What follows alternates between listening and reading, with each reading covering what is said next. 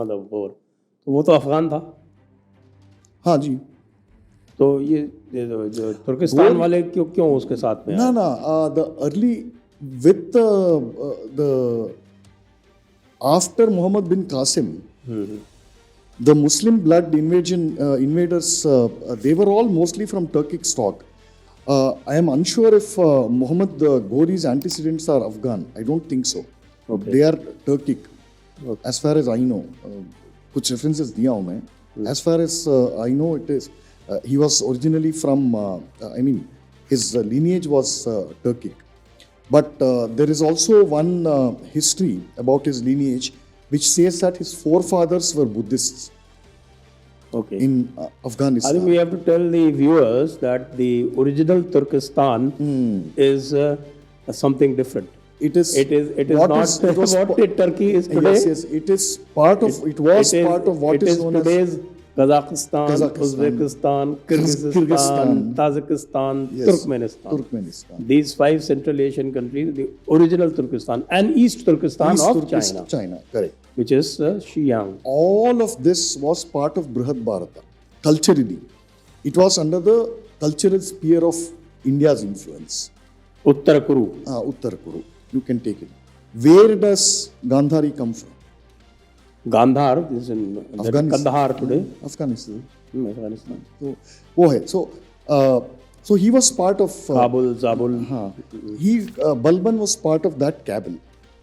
While they were all, outwardly drinking buddies and, मैं जान दे दूंगा तुम्हारे दोस्ती के लिए, this kind of outward thing, everybody nursed an ambition to become Sultan. But no one dared to do it because the peerage was cutthroat, literally cutthroat. And Balban nursed that ambition. He installed his own son-in-law as a Sultan. Okay. Nasiruddin.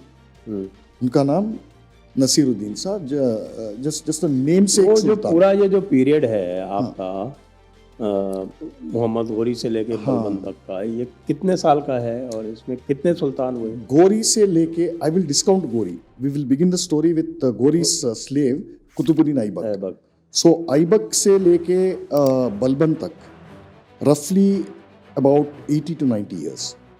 And that period saw a record number of 12 or 13 sultans, out of which only 4 or 5 were actual sultans who had full political control.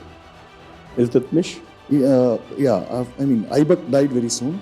So you had Iltutmish, you had Balban, pretty much those two. Just those two? Those two, pretty much. And they are the only ones who had decent tenure? Decent careers, yeah. Long enough careers to count. So, वो था. And he installed Nasiruddin as Sultan. Namesake Sultan, but he controlled everything. Controlled everything from behind the scenes. And the main source of his power was this nobility. And Nasiruddin was so shrewd, उनको मालूम था कि मैं कमज़ोर हूँ, तो मैं क्यों ना मैं एक अच्छा सुल्तान, तो एक पावरफुल सुल्तान नहीं बन पाया, लेकिन एक अच्छा मुसलमान बनूंगा. So he would copy the verses from Quran and wear that skull cap and do namaz in public, these things, so that endeared him to his Muslim citizens. And then he also developed ambition, obviously, with such a domineering father-in-law. अब मैं सुल्तान हूँ, किसी और का हुक्म मुझको सुनना पड़ेगा. So his ambition was stirred by a former Hindu who had been forcibly converted.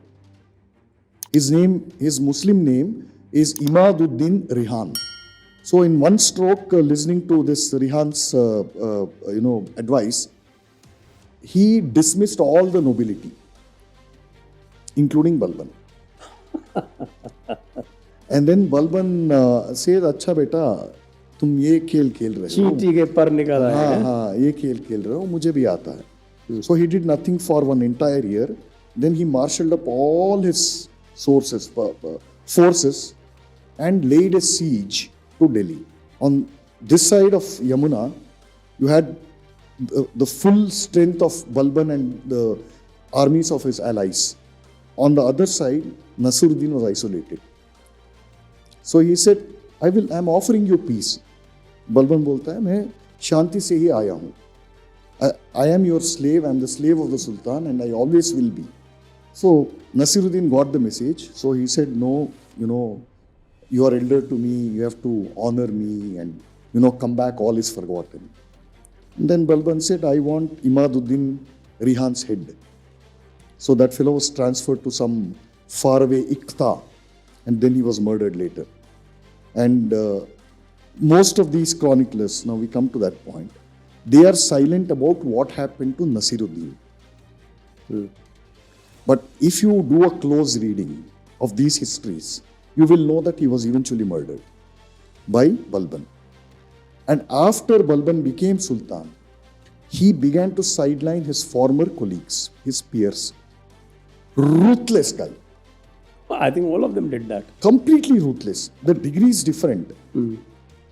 And he centralized the administration to such an extent that he had cultivated an extraordinary network of spies.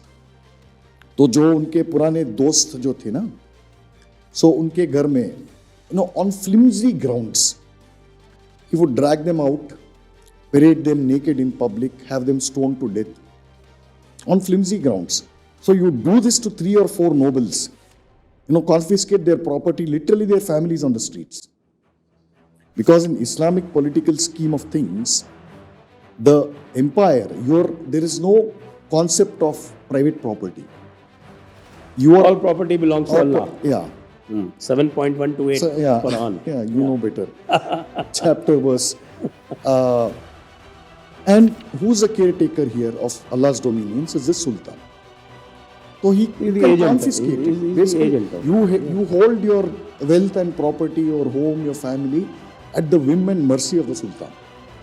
So you do this kind of thing to 3 or 4 aristocrats, rest will fall in line. So he banned liquor, he banned alcoholic parties, he banned all things that are said to be haram. So he would surround himself with huge, sturdy bodyguards who would always wield, life-size swords. So that is to exude your dominance and your ruthlessness. So then he began to encourage myths about himself that he has a divine descent. What was the extent of his rule did not extend for it was less than 20 years. Less than 20 years, but what was the territorial extent? Yeah.